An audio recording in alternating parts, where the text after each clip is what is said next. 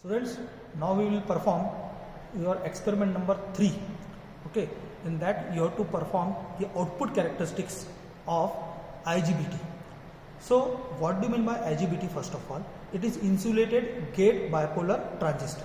Okay, now see, if you see the circuit, and let me tell you about the IGBT. So, this circuit you have to use. So, as I told you that its full form is nothing but insulated gate bipolar transistor.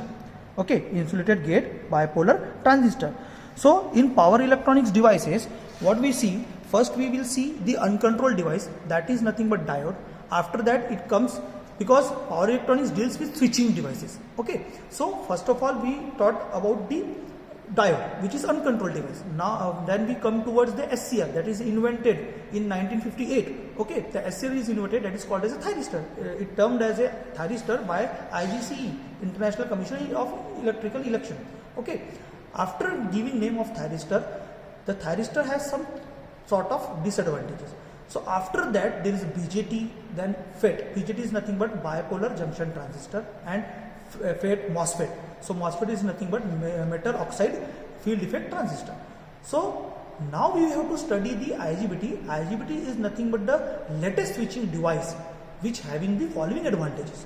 Okay, so IGBT is the advanced device. After that some more devices are there, but nowadays IGBT is a familiar device which is used in most of the area for the switching purpose. So we will see the IGBT now, IGBT experiment. In that, what you have to plot, you have to study first and plot the IGBT characteristics, and mainly it is a output characteristics. So just let me tell you about the IGBT.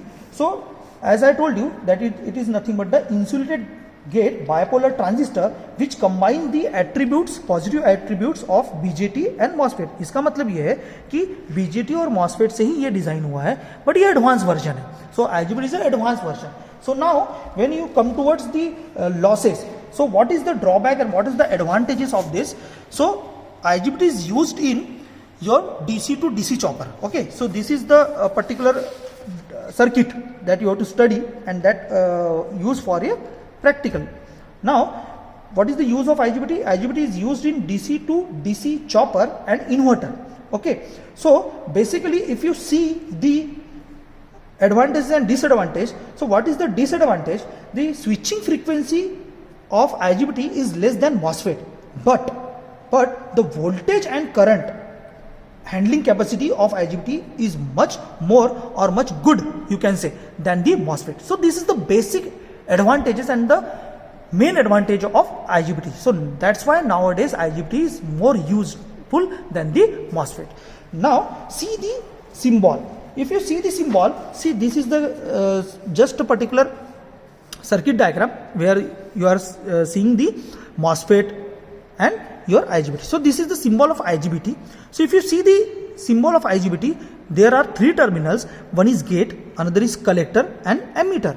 So in this, what is the changes? So first of all, if you study the SCR, in that SCR again the gate is there, that is the useful for the triggering. Now what is the difference? There is an anode and cathode. In this anode and cathode, it is replaced by, or you can say in here IGBT we are having the C and E, that is a cathode, emitter and so collector and emitter. So if you see this circuit here, it is a diode. So now आपके दिमाग में एक चीज आ रही होगी कि यहां पर जो सिंबल दिखाया उसमें सिर्फ गेट है, कलेक्टर है और एमिटर है, बट यहां पर एक डायोड लगा हुआ है. Now what is the use of this diode? Actually, to implement inverter, that is nothing but DC to AC, to implement inverter we have to use IGBT. So we have to use to implement inverter using IGBT, the body diode. This is called as a body diode. The body diode is must, or which is necessary. Now it is connected in anti-parallel. Okay, it is connected in anti-parallel with IGBT. So just once again I am repeating what I said earlier, that to implement inverter using IGBT, this body diode is necessary. So which is connected to anti-parallel direction with IGBT. Now see the circuit diagram. So this is your circuit diagram. We are having a gate supply. Now we are having a VGS voltage. So first of all you have to set the VGS voltage at particular value. Okay, and this is your IGBT. Now we have to measure the current, that is a collector current, and this is the voltage you have to measure, that is nothing but voltage across collector and ammeter. Okay, so this voltage you have to measure, and then we will see the variation between voltage and current. So that is our basic aim of your experiment. So as per the basic aim, you have to see the readings like this. So this is your characteristics, output characteristics that you have to draw. Okay, and these are the readings. So you have to first set the VGE value, that is nothing but the gate voltage value, at 4.95. Just start the experiment. Just switch on the kit. We required only kit and patch cords. Okay, so this experiment is very simple as compared to diode and SCR. So what you have to do, you have to just see here these knobs. These knobs are in a 0th position, that means the initial position. Now you have to just take down, or you have to just set the value of VGE. Okay, so with the help of this knob, you have to set down the value of VGE at 4.95. So this is the value. See, the voltage is increasing and we are setting the voltage at 4.95.